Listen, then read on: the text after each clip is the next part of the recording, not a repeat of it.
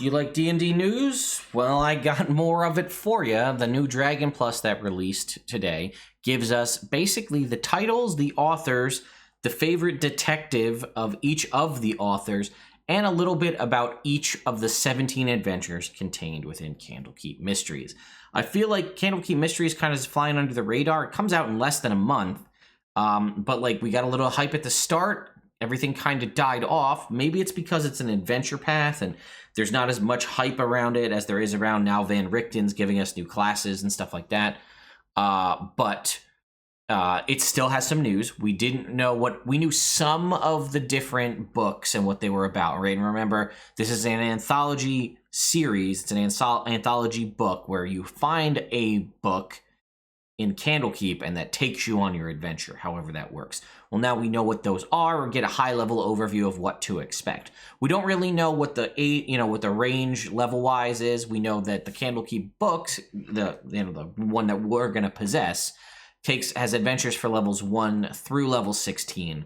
There's 17 adventures, and it doesn't really look like it's designed for, like, this takes you from 1 to 2, this is 2 to 3, so you could, like, play through the entire book and level yourself all the way up to level 16. It just has stuff for various levels. That being said, if you like news coverage for Dungeons & Dragons, I do my very best to cover everything that pertains to it. So if you like that, I would suggest subscribing to the channel and turning your notifications on, because I try to do this as much as I can. It's been delaying other videos that I want to make, but news is news when it's relevant. So here we go. That being said, let's dive in. I will also tell you my favorite fictional detective at the end. We'll see if anybody has it. So here we go. Book 1 is The Joy of Extradimensional Spaces by Michael Polkinghorne.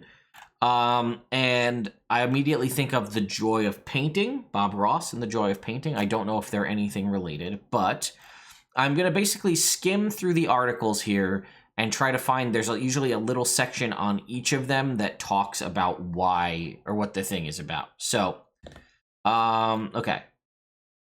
I got the idea. Let's see. Each tale in Candlekeep Mysteries revolves around a riddle that needs to be solved. The mystery at the heart of The Joy of Extradimensional Spaces is inspired by an afternoon's entertainment. I got the idea from playing an escape room from over in a neighboring town, and I thought it would be an awful lot of fun to have an adventure like that. Then I remembered back in the day, Chateau d'Amberville, X2 Castle Amber, was basically one giant escape room. You get stuck in a mansion full of strange people, weird magical things are happening, and you have to figure out the way back to reality. In my story, the mansion is mystery itself. Or the mystery is the mansion itself, rather. And his favorite fictional detective is Monk. Okay? Book 2. Mazfroth's Mighty Digressions by Alison Huang. Also, I apologize to everybody whose name I will absolutely massacre in the process. Okay. The concept for Mazfroth's Mighty Digressions arose from a back and forth I had with Chris Perkins during the pitching stage. It definitely wouldn't be what it is without Chris's opinion on what direction I should take my story. Unfortunately, I can't give anything away without that being spoilers. She explains that while Mazfroth's Mighty Digressions can be played as a standalone one-shot, it works extremely well as the start of a new campaign. It's a good adventure to run as a DM when you're trying to figure out what goals each character has and you're starting to drop hints of what's to come. Mazfroth's Mighty Digressions, the book, not the adventure, is an eclectic series of essays, which means you can decide what information and plot hooks it contains. So, and then Phoenix Wright is her favorite fictional detective. Chris Perkins, the man himself, wrote the Book of the Raven. If we scroll down, he said he led by example, basically showing folks like, we assigned each adventure to a developmental editor, and then I came in behind the editors to do the final edit and the copy fit. So he wrote the Book of the Raven as sort of an example for them to say, like, here's how I wrote it, use this as a reference. And it says, I didn't intend to publish it, but the adventure was the right length and level to fill a particular hole in the book. The mystery is straightforward. The characters find a treasure map nestled in the pages of a book. Where the map leads is a mystery. Let's be honest. It's probably Barovia. It's called Ravenloft in some aspect. It's called the Book of the Raven. We know Van Richten's is coming out. I bet you it's a tease and a little bit of Vistani stuff to get us kind of in the mood for Van Richten's coming out. So his is Sherlock Holmes. Sarah Madsen did A Deep and Creeping Darkness. Let's see. Sarah's tale begins with a book that describes a mining disaster, prompting the adventurers to search for a missing town in a mystery that will keep them guessing until the end. The idea that the adventure had to revolve around a mystery was a really fun concept. I'm a fan of mystery format, and I'm always very impressed with those who can pull up the necessary twists. A lot of times, mysteries center around the idea of a missing item or a missing person, but I thought, what if a whole town went missing? And hers is a Millie Bobby Brown in Enola Holmes. I haven't seen it, but I've heard good things. Let me know in the comments if it's something I should check out. Shemshime's Bedtime Rhyme by Ari Levitch, who has worked on other things D&D related in the past. Ari's adventure, Shemshime's Bedtime Rhyme, takes place in Candlekeep itself, in a forgotten area called the Firefly Cellar. He admits that while it was exciting to get to play in such a storied place as Candlekeep, it was also a little intimidating. I agree, because, this is a storied thing that's been a part of, D&D culture for a long time. It's kind of cagey to mess with that. My adventure, Shemshime's Bedtime Rhyme, is strictly based in a small section of Candlekeep itself in a place called the Firefly Cellar, which houses a neglected collection of books. So many elements in D&D have legacy going back decades. Hang on. He tells Dragon Plus, adding that Chris Lindsay's work on the gazetteer elements of Candlekeep laid a lot of necessary groundwork. Once I had the maps, the most enjoyable part for me was filling out the details of the rooms, creating even a tiny part of something as iconic as Candlekeep, and getting to have my own little corner of the place was incredible. So this is one that we've heard of so far that stays in Candlekeep. I think there are some more. And his is Joe Aloysius, I think is how you say it, Miller. I could be wrong on that. From The Expanse. Haven't seen The Expanse either. Let me know in the comments. Is it worth checking out? All right. Book 6 is The Price of Beauty by Mark Humes of High Roller fame. And his is pretty interesting because it's a spa day, basically. Let's see. Where is it? It's down here. Mark's mystery comes in the form of a book written by a priestess of Sune, or Soon, I don't know how you pronounce it. I can't remember how you pronounce it. The goddess of love and beauty, which he describes as live, laugh, love kind of self-help book. It shows the way to a secluded temple where beauty is only skin deep. What were we saying about books and covers? The Price of Beauty is a book about improving your appearance and feeling good about yourself, but there's another element to it. If you're not feeling particularly good about yourself, you can be transported to a magical day spa run by 3 elven sisters, and that spa is where my adventure takes place. You can enjoy its many spa services and take part in other activities if you want, but there is more of a mystery going on for those who want to engage with it. Those who take the time to explore may uncover some sinister undertones. It's meant to be a very fun episode that can act as an escape from your main campaign. Maybe the cleric is going to treat themselves to a break from babysitting the kids, aka the adventuring party. Since many side quests are serious trips into mysterious castles or gloomy dungeons, I thought it would be nice to give the adventurers the day off. They need a chance to relax, and the downtime between encounters is where some of the most memorable D&D moments play out. It's a chance for those silly, fun, wholesome interactions to occur, right? You want to have your beach episode. This is kind of that. Instead of a beach episode, it's a spa episode. And his favorite fictional detective is Mr. Hercule, I'm going to say with Poirot, I guess? I don't know. I never watched that either. Let's move on. Book of Cylinders by Graham Barber. So this is a really interesting one because it's an archaeological sort of one. So the title Book of Cylinders describes a set of engraved cylinders found within a book in the Candlekeep library, which tell a gripping tale when rolled across wet clay. And it certainly lives up to that archaeological reputation as it harks back to some of the earliest days of recorded history in the Forgotten Realms. The part I enjoyed the most was being able to link some of the deeper history and lore of the Forgotten Realms into the modern period. It took some cool concepts from the Days of Thunder era and ran with them. The gist of the story is that things from the past are never gone, and the actions of the players can have far-reaching impacts on a world they might not even know exists. A lot of D&D adventures are functionally mysteries to start with, it's just that the players seldom realize it. So it was fun to put together something that has the word mystery on the cover. And his favorite detective is Columbo. Sarah of Yellowcrest Manor by Derek, I'm going to say Ruiz? let's scroll down. Where is it? In Sarah of Yellowcrest Manor, a haunted book points a ghostly finger at the perpetrators of an unsolved mass killing in Waterdeep. This mystery features urban and dungeon exploration, as well as an otherworldly campaign villain, and is best suited to a mid-tier party with plans to head north from Candlekeep. My story revolves around a woman's diary, which has been sold to Candlekeep and then misplaced with the library's gigantic collection of books. The diary contains previously unknown information, but a terrible crime that occurred some years back, and the diarist's spirit cannot rest until justice is served. And his favorite fictional detective is Geralt of Rivia. Lore of Lurue by Kelly Lynn D'Angelo. She says mysteries are her favorite forms of storytelling in D&D because the DMs see a light bulb go off in a player's head. It's enough to make them squeal with delight, and Lore of Lurue invites them into the deeper heart of its mystery. I wanted to dive into a unique storytelling format. This is an enchanted storybook, and the players are literally journeying through its pages, following a historical retelling of an event that previously occurred. It felt like a cool one-off way of storytelling and something that can be easily dropped into a campaign, especially if a DM is looking to add layers to their world building and give the players a richer feeling of the history of the Forgotten Realms. The only issue she encountered during the construction of her adventure for 8th level characters, well, there we know that's for 8th level, and onwards involved its cartography. She admits that the request to create relevant maps for her encounters left her sitting dumbfounded for several hours.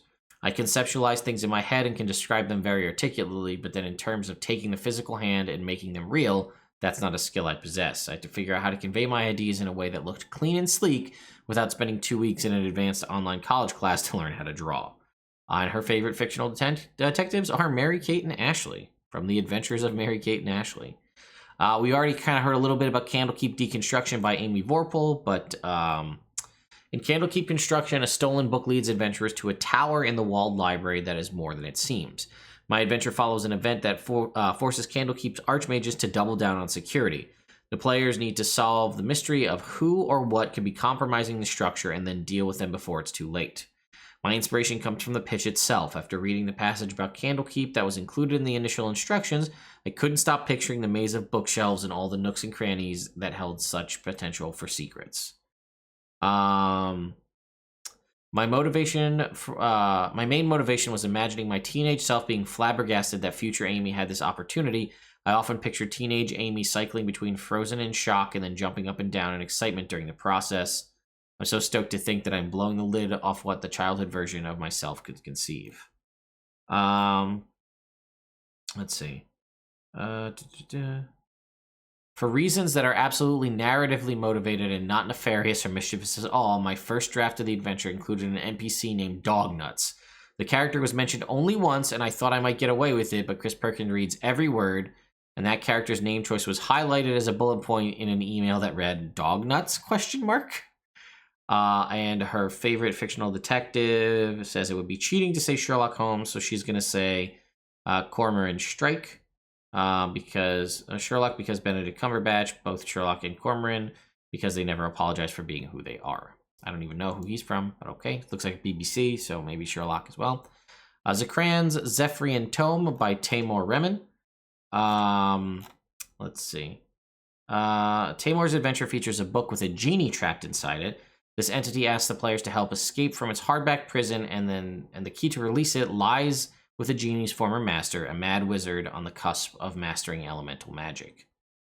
Many of the mysteries in Candlekeep Mysteries rely on visiting the library itself, but you can run this adventure anywhere your players might find that book. That's also very interesting because this, if you're not running in Forgotten Realms, people can find the book, and this could be something. Obviously, you can put a library in your world as well, but that great metaphor for the fact that if you pick up a player's handbook, it can lead you on a great adventure. Also, Sherlock Holmes. Book 12, The Curious Tale of Wisteria Vale. Nice rhyme, by Kiana Shaw.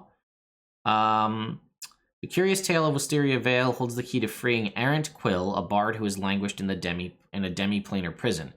He's been waiting a cure for his madness for years, and now that a remedy has been found, the adventurers must administer it. But Quill may not be the greatest danger that lurks in the prison plane.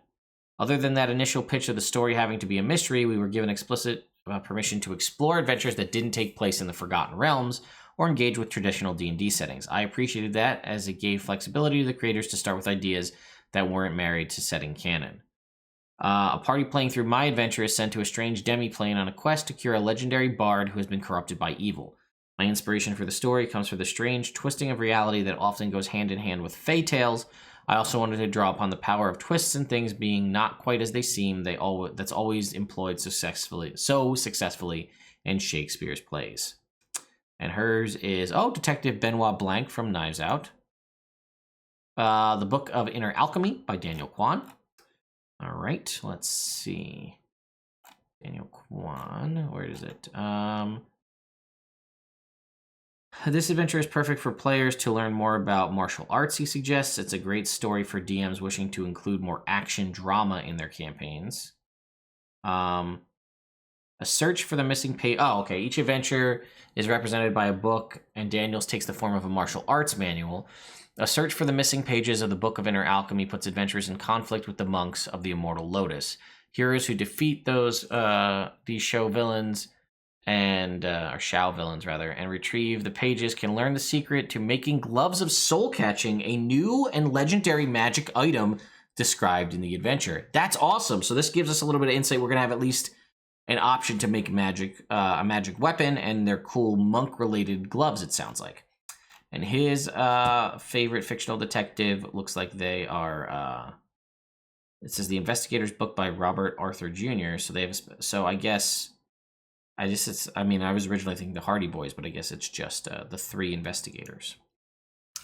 The Canopic Being. We've heard a little bit about this one as well by Jennifer Kretschmer. Her story, The Canopic Being, revolves around a worrying text that records a number of organ transplants. Well, Canopic being in the name makes sense. The adventure takes the characters all the way from Candlekeep to Tashluda, a temperate city built into the side of the volcano in Tashalar. You get to travel a lot in my adventure. I started playing D&D at 2nd edition, and we haven't seen Tashluda in D&D for a couple of editions. I was very excited to get to dive into a place that's outside of the Sword Coast. It's a lot of fun to tug on those threads and highlight some of the unique elements the area includes. One of those is particularly interesting temple.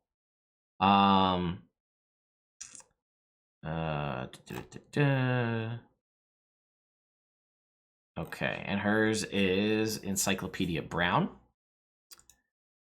15 is The Scrivener's Tale by Brandis Stoddard. In The Scrivener's Tale, a tome leaves its magical mark on the adventurers as they struggle to contain the evil archfey trapped inside it.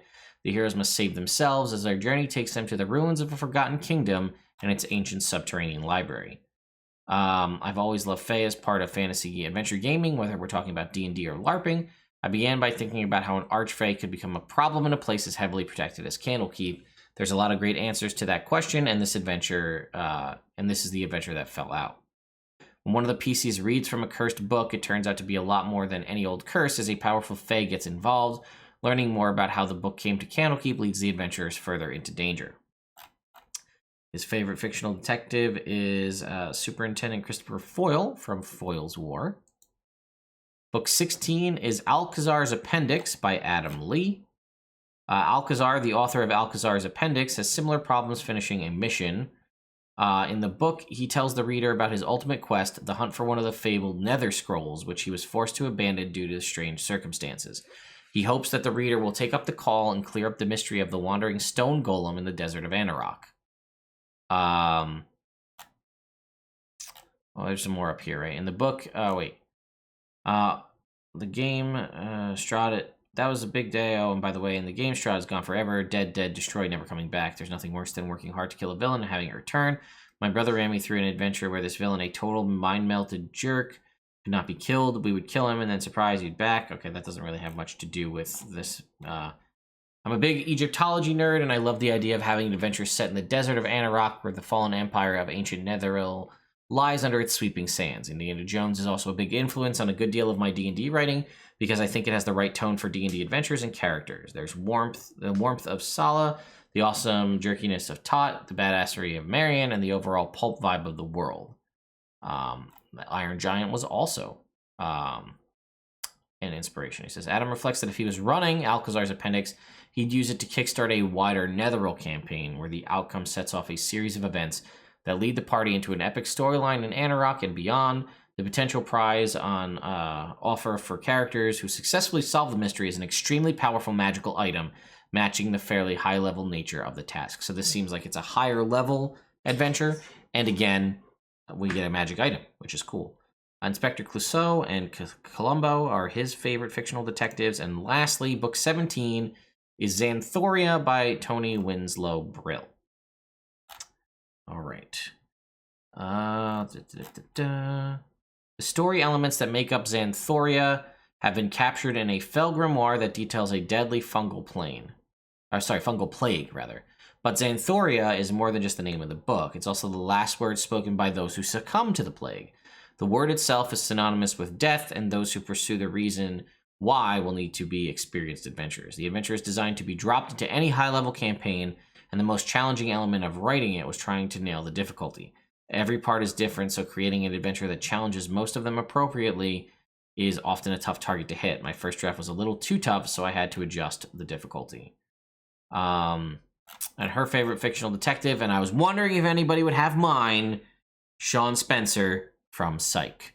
So there you go. That's mine as well. It was funny, it was the last one. So that is, again, sorry it was a little bit long, but there were 17 adventures to go through.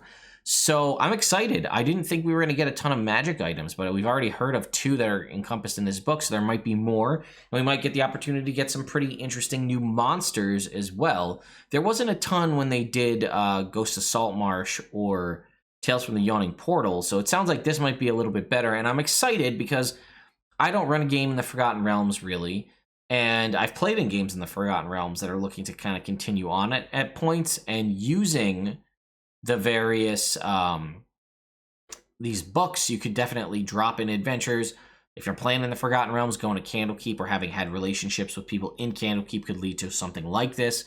So it's pretty interesting. I'm pretty stoked about it. So anyway, folks, let me know what you think about these 17 books in Candlekeep Mysteries. We're less than a month away, and then I'll be doing full coverage of the book once it releases, along with a giveaway of both the regular edition copy and the limited edition cover. Thank you all so much for watching, and I'll see you next time.